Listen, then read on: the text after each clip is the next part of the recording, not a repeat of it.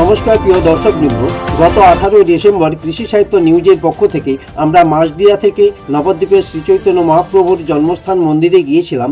সেখানকার মন্দির স্থাপত্যের সম্পর্কে জানার জন্য গিয়েছিলেন স্বপন কুমার ভৌমিক, ডাক্তার রামপ্রসাদ মল্লিক, রমেশ নাথ, চিন্ময়ানন্দ ভারতী ও রতন দেবনাথ। আমন্ত্রণ, সহযোগিতা ও আতিথেয়তা পেয়েছিলাম নবদ্বীপের বিশিষ্ট ব্যবসায়ী শ্রী বাবন চৌধুরী ও সাংবাদিক সংস্কৃতিপ্রেমী সমাজসেবী দেবাশিস বন্দ্যোপাধ্যায়ের। উদ্যোগটি ছিল দেবাশিস বন্দ্যোপাধ্যায় মহাশয়ের। তিনি প্রভু অদ্বৈত দাস মহারাজের সঙ্গে আলাপ করিয়ে দেন, যিনি এখন এই মন্দির পরিচালনা করছেন। মাসদিয়া থেকে নবদ্বীপ প্রায় 45 কিলোমিটার। শ্রীচৈতন্যের জন্মস্থান নিয়ে অনেক বিতর্ক আছে। শ্রী ব্রজমোহন দাস অপরূপ দৃশ্য, রানীর ঘাট, নবদ্বীপ। 1360 সালে নবদ্বীপে এখনকার এই প্রাচীন মায়াপুর স্থিত মন্দিরটি আবিষ্কার করেন এবং প্রমাণাদি দিয়ে তিনি দাবি করেন এই স্থানটি হচ্ছে শ্রী গৌরাঙ্গ মহাপ্রভুর জন্মস্থান। এই জন্মস্থান মন্দিরে তিনি একটি প্রস্তরখণ্ড স্থাপন করে সেখানে ভূমি পূজন করেন জন্মভূমি মন্দিরের। বিভিন্ন সময়ে এই মন্দিরে এসেছিলেন উপরাষ্ট্রপতি শ্রী আর ভেঙ্কটরামন, রাজ্যপাল শ্রী ভৈরব দত্ত পাণ্ডে, রাজ্যপাল উমাশঙ্কর দীক্ষিত, নামাচার্য শ্রীমৎ রামদাস বাবাজি মহারাজ প্রমুখ বহু গুণীবর্গ। সকলের আশীর্বাদ ধন্য এই নবদ্বীপ প্রাচীন মায়াপুরের আশ্রমটি আজ পশ্চিমবঙ্গের অন্যতম শ্রীচৈতন্যের জন্মভূমি বলে পরিচিত হয়েছে। বিশেষভাবে উল্লেখ্য, এই জন্মভূমিটি প্রাচীন মায়াপুর নামেই পরিচিত। এটি গঙ্গা নদীর পূর্ব প্রান্তে অবস্থিত। ইস্কন যে মায়াপুর মন্দির সমুদায় প্রতিষ্ঠা করেছে তা এখনকার সময়ের গঙ্গার পশ্চিম প্রান্তে। প্রতিদিন প্রচুর দর্শক, অগণিত তীর্থযাত্রী এখানে আসেন, প্রসাদ লাভ করেন, পরম তৃপ্তি পান।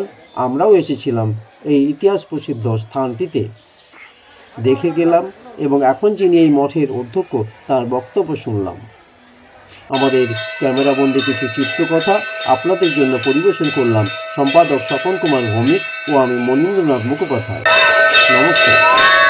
নবদ্বীপের জন্মস্থান মন্দিরে আমরা এসেছি।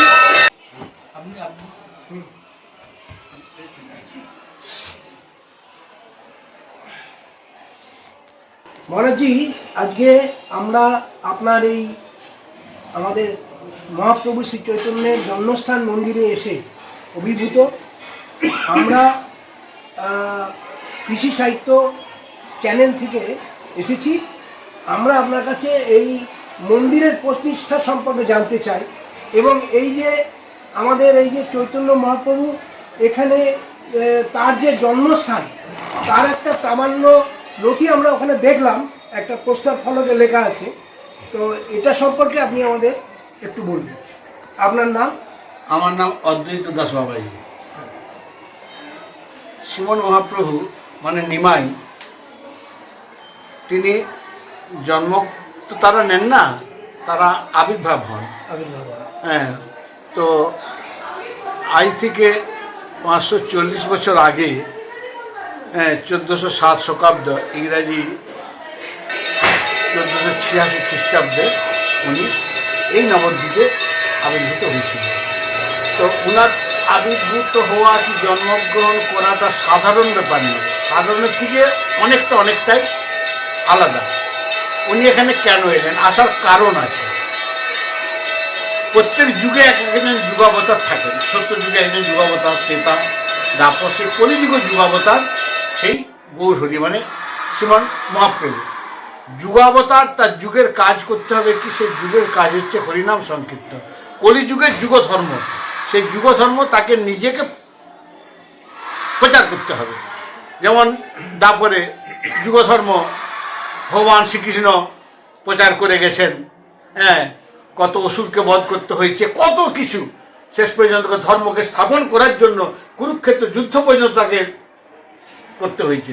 সেই রকম এই কলিযুগে মহাপ্রভু বললেন, না, আমি অনেক তো যুদ্ধ করলাম, অনেক কিছু করেছি, কিন্তু এবে অস্ত্র না ধরিব, প্রাণে কারে নামারিব, হরিনামে চিত্ত শুদ্ধ করিব সবার। সেই হরিনাম বিতরণের জন্য মহাপ্রভুকে স্বয়ং শ্রীধাম নবদ্বীপে অবতীর্ণ হতে হলো এবং এলে নিজে আচরণ করে তিনি হরিনাম বিতরণ করে গেলেন। যোগ্য তপস্যা অর্চনা বন্দনা করে যে সমস্ত পুণ্য অর্জন হয় সেই একমাত্র হরিনাম সংকীর্তনের দ্বারাই কিন্তু এই পুণ্য অর্জন হবে।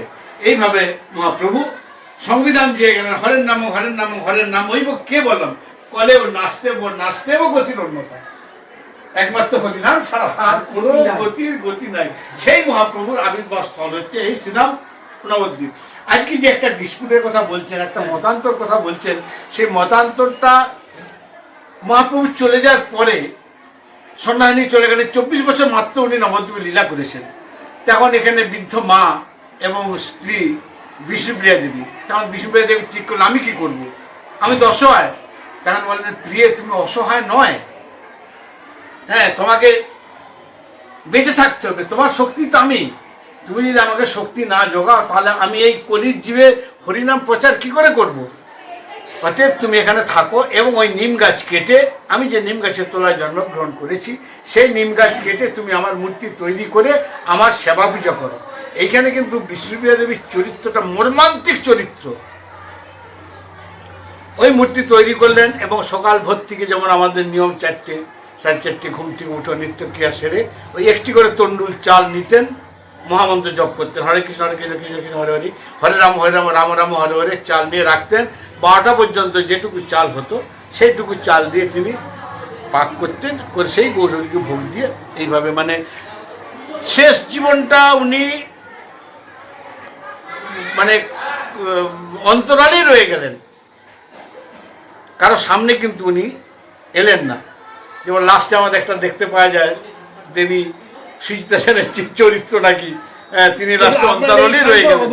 ছিল একদম, হ্যাঁ। তারপরে আপনি এটা না তারপরে বলছি এই স্থানটা যখন বিষ্ণুপ্রিয়া দেবী চলে যাওয়ার পর, সূর্যমাতা চলে যাওয়ার পরে, বংশীবদন এরা সব চলে যাওয়ার পরে সেই জায়গায় মন্দির করে দিলেন বিষ্ণুপুরের রাজা বিরামবীর, বিরাট মন্দির করলেন। কিন্তু কালক্রমে গঙ্গার ভাঙনের ফলে সে মন্দিরটি মাটির তলায় চলে গেল। আবার দ্বিতীয়বার মন্দির করলেন দেয়ান গঙ্গা গোবিন্দ সিং, ব্রিটিশ আমলে। এটা লালাবাবুর নাম নিশ্চয়ই শুনেছে, সে লালাবাবুর দাদু দেয়ান গঙ্গা গোবিন্দ সিং উল্লেখ আছে। এখনো সেই লালাবাবুর কাছারি বাড়ি আজও বিদ্যমান, কাছারি বাড়িতে আছে, ভগ্নস্তূপ অবস্থা আছে। আমরা এটা কিভাবে যাই হোক সেই জায়গায় মন্দির করলেন, কিন্তু কালক্রমে সেই মন্দিরটিও গঙ্গা গর্ভে চলে গেল। তখন জায়গাটা একটা গঙ্গা বইছে কি একটা চর এই অবস্থাতে চলছে। তারপরে এটা চর পড়লো, চর পড়ার পরে তখন এই ব্রজমোহন দাস বাবাজি উনি সিভিল ইঞ্জিনিয়ার, উনি বৃন্দাবনে ভজন করতেন। সমস্ত বৈষ্ণব মণ্ডলী যারা গৌর অনুরাগী, গৌর প্রেমী, তারা বললেন যে মহাপ্রভুর জন্মস্থান তো লুপ্ত হয়ে গেছে, তুমি জায়গাটা উদ্ধার করো। যেহেতু তুমি একজন সিভিল ইঞ্জিনিয়ার, তখন তিনি এই জায়গাটাকে লোকেট করে 700 কূপ খনন করলেন, করে ওই যে একটা ডিমার্কেশন করা আছে দেখছেন, ওইখানে তিনি দেয়ান গঙ্গা গোবিন্দ সিংয়ের মন্দিরের নিদর্শন অনেক পেয়েছিলেন। এবং প্রথমবারের যে মন্দিরের নিদর্শনটা আমাদের মাঠটা আছে দেখছেন, ওই মাঠে 78 সালের বন্যায় নাকি ওই মাঠ ওটা মানে গঙ্গার মধ্যে একটা মানে একটা মিলিয়ে ঝুলিয়ে গেছিল। তখন আমরা তো আমি তো ছিলাম না সেই সময়, নাকি বীরহামবীরের তৈরি করার যে পাথর, প্রচুর পাথর বেরিয়েছিল। তারপরে সে পাথর তো যে যার মতো নিতে নিতে নিতে নিতে ওই এই জায়গাটা, যার জন্য দুটো মন্দির কিন্তু পাশাপাশি ব্রজমোহন দাস বাবাজি মহারাজ ইন্ডিকেট করেছিলেন এবং সেটা পেয়ে জায়গাটাকে পয়েন্ট আউট করে গেছেন যে এইটাই মহাপ্রভুর জন্মস্থান।